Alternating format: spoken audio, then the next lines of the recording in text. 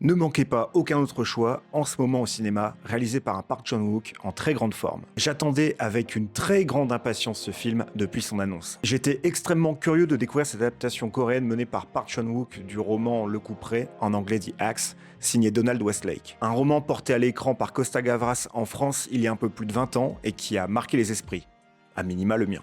J'avais donc très hâte de voir Park Chan-wook s'emparer de cette histoire, la traiter avec son style singulier, son regard aiguisé sur les maux de la société et son absence de concession. Lee Byung-hun joue dans ce film Mansu, l'équivalent du rôle jadis campé par José Garcia sous le nom de Bruno Daver, un père de famille travaillant dans une entreprise spécialisée dans le papier jusqu'à son malheureux renvoi. Parce qu'il n'arrive pas à retrouver un poste dans son secteur de prédilection et que le désespoir le gagne, il met en place un stratagème afin d'identifier et d'éliminer les candidats qui peuvent potentiellement lui faire de l'ombre et décrocher le job qu'il vise à sa place. Park Chan-wook dédie le film à Costa Gavras et nous plonge férocement dans le merveilleux monde du travail, cet univers impitoyable à l'importance capitale dans le quotidien de chacun. L'humour désespéré de cette comédie noire au symbolisme correctement dosé explose à l'écran grâce au talent de son casting de prestige comptant entre autres Lee Byung-hun et Son Ye-jin. Qui dit Park Chan-wook dit réalisation d'orfèvre, source d'images marquantes sans être inutilement clinquante. La mise en scène riche et créative est en adéquation avec le propos, le ton du film,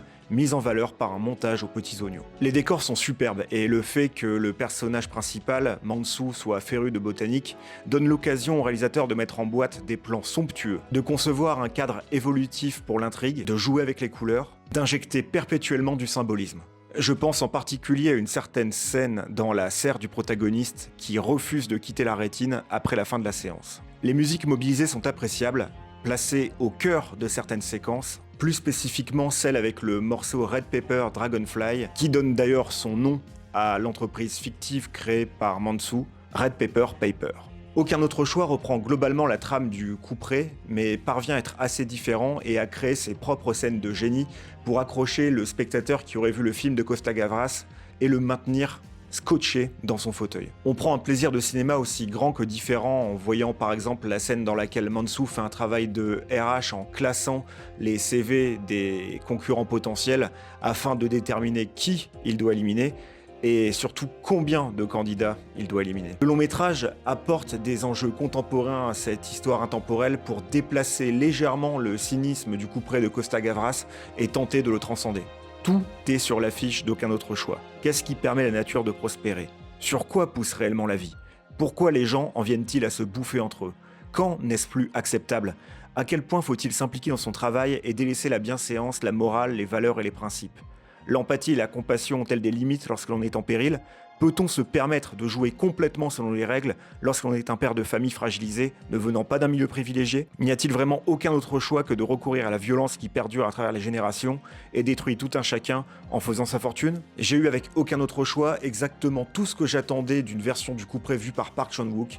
Excellent film satirique, parfait complément du long métrage de Costa Gavras qui donne d'ailleurs envie de le revoir. Et si vous n'avez pas vu cette version précédente, Aucun autre choix vous donnera probablement envie de la découvrir. Attention, spoilers, quelques mots sur la fin du film pour celles et ceux qui l'ont déjà vu, donc si vous n'avez pas encore quitté cette vidéo, allez-y, c'est le moment.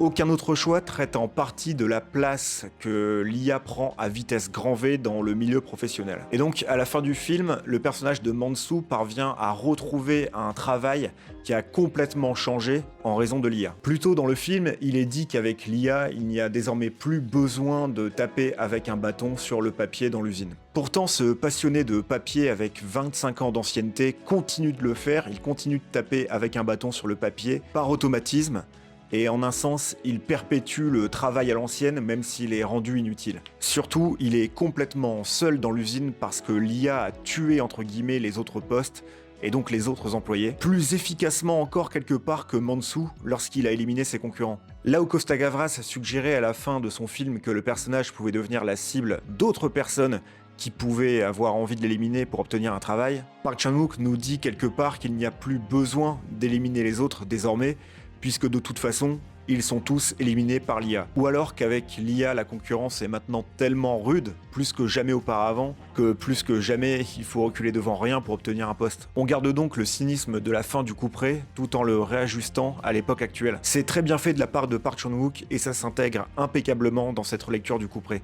Aucun autre choix donc que de voir aucun autre choix. Des 3 derniers films de Park Chan-wook, c'est de loin celui que j'ai préféré.